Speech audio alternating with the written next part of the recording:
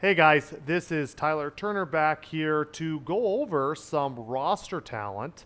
I have it up here on the Pac-12 rosters. So, what rosters do I think has the most blue chip talent? Combination of blue chip talent plus 5 stars plus top 100 players. I actually just did a video and I completely screwed up, forgot to turn it on, so I'm having to redo this. So I'm going to be pretty quick. I'm going to do a different video on my predictions for the Pac-12, and I think I'm also going to do my predictions for the Big Ten. But this one specifically on the talent on the rosters, and if you just took into account which team of the most blue chip talent in the Pac-12, who would win, this is your video. The most talented team based upon blue chip plus 5 stars plus top 100 players is Oregon, score of 68. They have 60% of the roster of blue chip players. It's been well documented that Oregon is recruited extremely well. It started under Mario Cristobal. It's continued under Dan Lanning. They have a very talented roster from the recruiting ranks in getting those high-rated guys to come there. They do better than anyone else currently in the Pac-12. Number 2 is USC. USC's at 55, 38 blue chip players, which is 45% of the roster. They have 3 5 stars and 14 top 100 players. USC obviously fired their coach, hired Lincoln Riley, and he's already started off very well through the transfer portal especially.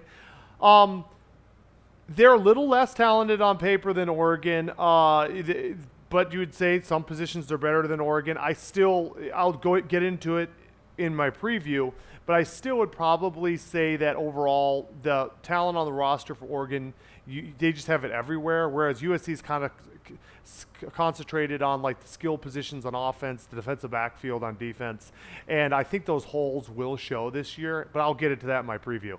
But anyways, the top 2 teams is Oregon and USC. Now, neither of those rosters would I consider them at that elite national level. I'm talking about Alabama, Ohio State, Georgia, Texas A&M, Clemson, that level. But they're both definitely have rosters that if they play to the talent, if their blue chip players play that 4 or 5 star prediction that they were given out of high school, they can make the playoff, either Oregon or USC, specifically Oregon. So keep that in mind. These teams have underachieved a little bit based upon their talent the last couple of years. Tier 2, I have 6 teams.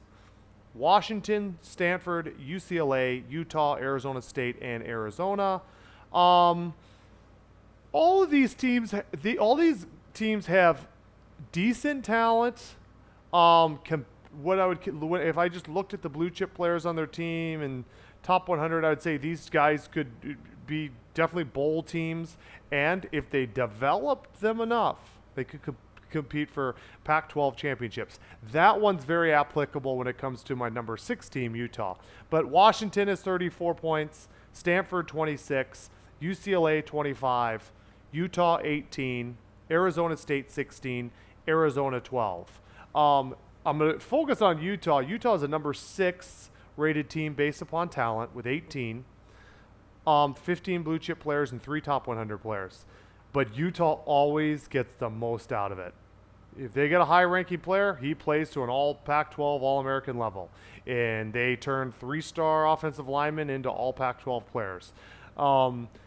Kyle Whittingham's a great head coach. He has a great program. Morgan Scalley, one of the better defensive coordinators in the country, let alone the Pac-12. They just do a great job of utilizing what would probably on paper be a roster that should not be competing for Pac-12 titles. Not only do they compete, they won it last year, and they might compete for the playoff this year. We'll see. If something holds them back, it's not the development, it's not the coaching, it's the fact that they just don't have great baseline athletes. And the data shows it. They're a middle-of-the-road baseline talent team in the Pac-12, let alone in the entire country. My bottom tier is Oregon State at 9, Cal 10, Colorado 11, Washington State 12. My number 12 team, Washington State, actually does not have one blue chip player on their whole roster. That's pretty remarkable. I looked at their roster and it belongs in the Mountain West, not even in the Power 5. I don't think any of these 4 teams can really even, their talent, they just don't have the talent to even compete for the Pac-12. Oregon State's the one that I would kind of say They have enough good players at positions like quarterback and skill positions that is why, with a very good coach in Jonathan Smith, they can complete to make the bowl game. They really would have trouble to do much more than that. The other ones, Washington State made a bowl game last year. I don't see it. I know they got Cameron Ward, the good transfer in from Incarnate Word, but they've done good before with no talent, but I just don't see it. I'm going to do a preview. Obviously, this comes into play a little bit. My top 3 teams are Oregon, USC, and then Utah, who's in the middle. And I'm going to tell you what my predictions are. But this is just the talent. And again, Oregon, I believe this is the 2nd year in a row they've been the number 1 team as far as talent in the conference. USC is always either 1 or 2, and it's the same this year. And it's a huge gap. And then the other teams are pretty much quite a bit lower. But the talent does not always mean you're the team that wins the games. All right, guys, check it out at sportscast.net. I'll do an article with this video. Thank you.